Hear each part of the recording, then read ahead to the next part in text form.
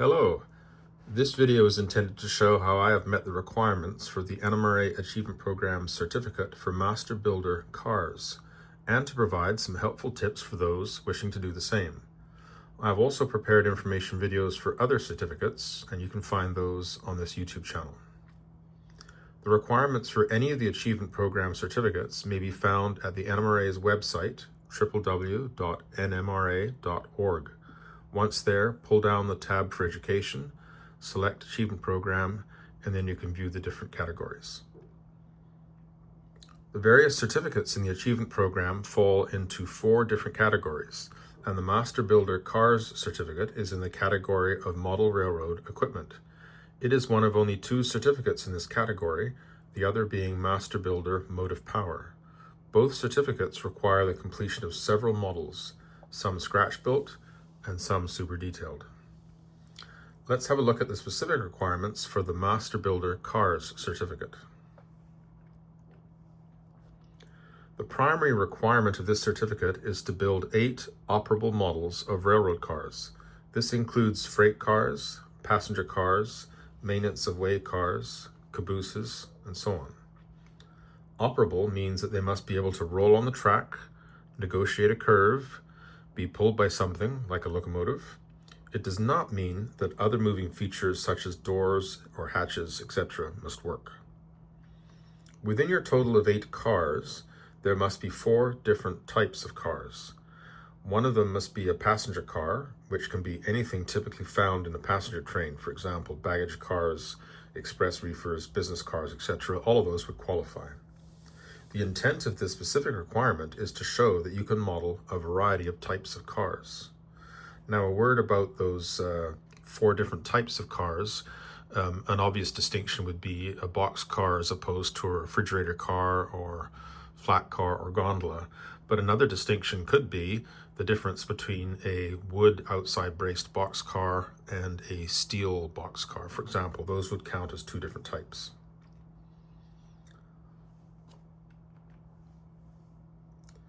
Each of the 8 models must be super detailed with either commercial or scratch-built parts. To meet the NMRA's definition of super detailed, the model must have considerably more detail of excellent quality than is usually expected. The quality of detail is more important than is the quantity. Some common examples of super detailing include replacement of molded details, such as grab irons and ladders with freestanding ones, the addition of underframe brake gear, or perhaps the addition of air hoses and cut levers, and so on. Here are a few visual examples for you. In the top picture here, I have removed and replaced the sill steps, grab irons, end platforms, and brake wheel on these cars with etched brass parts, and I've added scratch-built cut levers. And the lower photograph shows a freight car to which I have added floor stringers and a complete brake system. So this is an example of super detailed. A further requirement is that 4 of the 8 models must be scratch-built.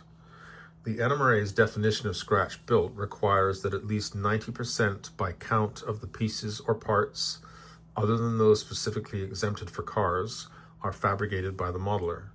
The term scratch-built implies that the modeler has done all of the necessary layout and fabrication to produce the final dimensions, appearance, and operating qualities of the model. Now, this definition allows for the use of tools and jigs, including drawings or computer files to control CNC machines, automatic lathes, laser cutting machines, 3D printers, and so on. And this is good because all of this technology is playing an increasingly important role in our hobby. However, if a third party changes the builder's inputs, then the parts are not considered to be scratch-built. So further clarification here, let's say, for example, you are making some 3D printed parts. If you have done the drawings and then printed those parts, that does count as scratch building because you did the CAD work for them. The definition of scratch built does allow for the use of a few commercial detail parts. It is important to note, however, that all of the main structural parts, so for a car this would be the underframe, ends, sides, and roof, those all have to be scratch built. Now, there are some parts which are specifically exempted from the scratch built requirement. These include wheels, trucks, couplers, light bulbs and electronics, brake fittings, marker lights, drum heads on the back of passenger cars, paint and decals, and basic shapes of wood and plastic and metal. So all these are exempted from the requirement. These two photographs are offered as examples of what does and what doesn't qualify as scratch-built models, according to the NMRA definition. The model in the upper picture is a non-revenue coach, and it's largely been scratch-built in styrene. However, it incorporates a commercial roof, and therefore it does not meet the NMRA's definition for scratch-built because the roof is a main structural part. The lower photograph shows a woodchip car built entirely from basic structural shapes, in this case, sheet and strip styrene. There are no commercial structural parts, however, there are a few commercial detail parts, so it therefore meets the NMRA's definition for scratch-built. The second main requirement is that you must earn a score of at least 87.5 points out of 125 on 4 of the 8 models in either an NMRA-sponsored contest or an AP Merit Award judging. These contests and judging opportunities usually occur at things like regional or national meets, but you can also have AP Merit Award judging done by appointment with your local AP coordinator. Only 4 of the 8 models must earn this score of 87.5 points. The other 4 do not have to be judged, but they do have to meet the definition for super detailed, and all of the models have to be described on the statement of qualification. The best candidates for your 4 merit awards will undoubtedly be your scratch-built cars, as they will be most likely to earn the highest scores. Super detailed cars would likely require significant alterations and a very high level of detail to earn the required score. So not impossible, but perhaps a bit more challenging. When selecting your models for evaluation, I recommend looking at the Merit Award scoring schedule for cars. There is also an AP Judging Guidelines document, which can be very helpful. So let's look at that Merit Award scoring schedule. The cars will be scored as follows. There are 5 categories in which they are judged. The first is construction. This is worth a possible 40 points. This refers to the quality of your workmanship. So things like the car being straight, being square, details have gone on straight and not crooked, there's not excessive glue visible on the model, this sort of thing, the quality of overall workmanship in the finished product. The second category is detail, the quality and the amount. That's worth a possible 20 points. The third is conformity. This refers to prototype practice. How well does your model follow prototype practice and standards? An example might be, let's say you're modeling a boxcar with the running board removed. Have you made the required changes to the grab iron and ladder arrangement that you would see on a car like that? So conformity is worth a possible 25 points. The next category is finish and lettering. This refers to the paint, the deckling, and the weathering. So things like quality of the paint finish, are the decals on straight, that sort of thing. This is worth a potential 25 points. And the last category is scratch built, the amount of parts built. That's worth a potential 15 points. And the total possible is 125. And again, you need to score 87.5 points to earn a merit award. So you can see that a car which is scratch built will earn a higher score than one not, by virtue of this category for scratch built that's worth 15 points. A scratch built car would obviously earn a fair number of points in that category. However, you can also earn points in that category with a super detailed car that has some scratch built detail parts. It might not meet the definition as fully scratch built, but if there are parts on the car that you made, then you will earn some points in this category. This is the AP Program Judging Guidelines for Motive Power Cars and Structures. These 2 pages are just for the construction category, and there are similar pages with guidelines for each of the categories I've just reviewed with you. I won't show them all to you, this is just the first one. You can see some general points for judges on the left, and then on the right is a judging matrix. That's what they're actually going to use to score your models. So this is obviously a useful reference not only for planning and building models for judging, but also in writing up your descriptions to highlight your work. You want to key in on the work that you have done, which judges are looking for. So a study of these pages will indicate how to earn higher scores for your models and how to describe them when you do your write-ups. A few final thoughts about the 8 cars that you are going to submit for evaluation. They do not need to be from the same era or prototype.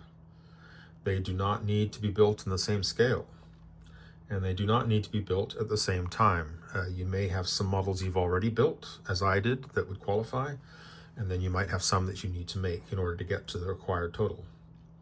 Your models should be selected for their suitability to satisfy the following: the requirement for 4 different types of cars, including a passenger car. They must qualify as super detailed, all 8 of them, and 4 of them must also qualify as scratch built. They need to score well given the judging criteria, and 4 of them need to earn the merit awards with a minimum score of 87.5 points. All of the AP certificates require a completed statement of qualifications, SOQ for short. Some SOQs also require supplemental evidence. In the case of the Master Builder Cars certificate, that evidence is to be a detailed description of each of the 8 models, which lists the following: identification of all scratch-built features, all commercial components used, materials used in building the model. If the model is a kit, whose is it? That means who manufactured the kit.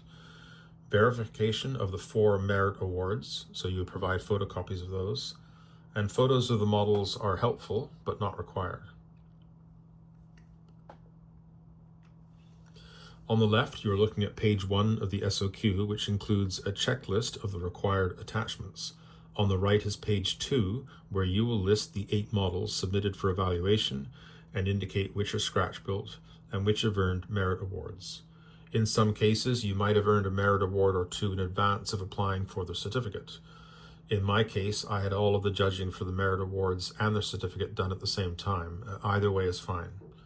I should also mention that all of these documents that I'm showing you are available on the NMRA website, so you can go there and look at them and print them off as needed.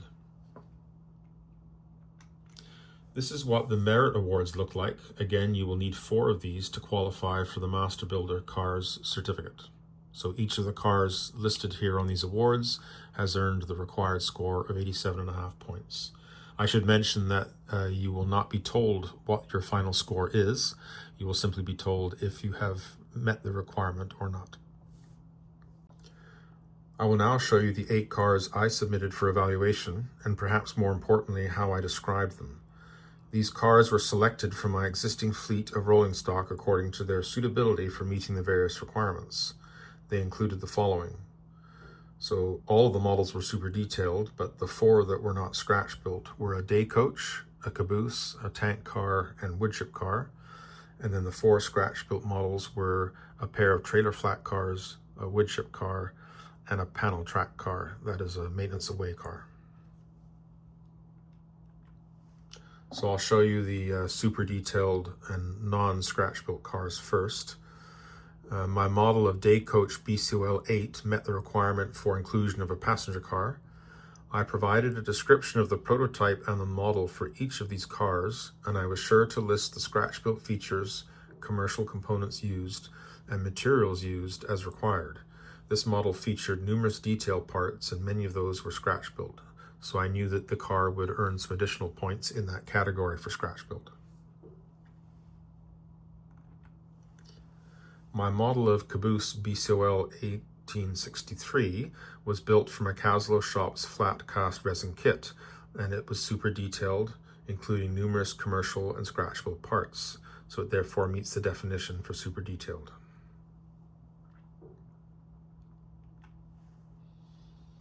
This tank car, BCOL 1943, is an example of cross-kitting, whereby major parts from different models are combined to create a different one.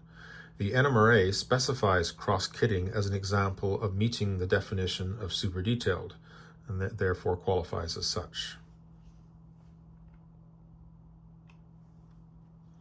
My model of woodchip car BCOL 90760 is an example of upgrading an existing commercial kit. In this case, a CS model's flat styrene kit.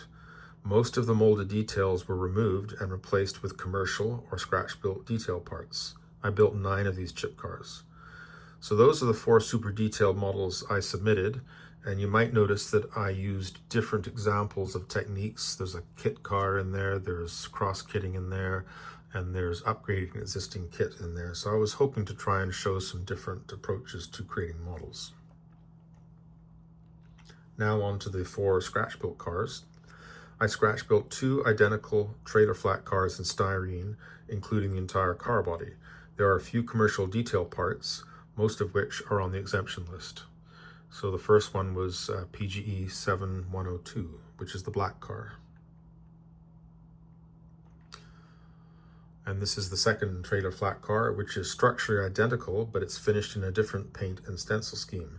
So you can have 2 similar cars within the 8 models, so long as you meet the overall requirement for 4 different car types, including a passenger car. This model of woodchip car BCOL 9590 was also scratch-built in styrene, again including the entire car body. Some commercial detail parts were used. Now this car is fairly basic in construction, so to ensure a higher score, I added floor stringers and a complete underbody brake system to this model after completion in order to improve its potential score during judging. I've built numerous maintenance of way cars, and I wanted to include one for good measure. Panel track car BCOL 6510 was scratch-built in styrene, and the rail load was also scratch-built using Code 40 rail and wood ties. So hopefully that shows you how to write up your models after you have completed them. And after having your models judged, earning your merit awards, and submitting your SOQ and descriptions, you will receive a certificate like this one. The Master Builder Cars certificate indicates that you have demonstrated the ability to build several different types of cars, including some which were scratch-built. Thank you for watching. I hope to upload additional videos as I work my way through the various requirements for the Achievement Program certificates. Bye for now.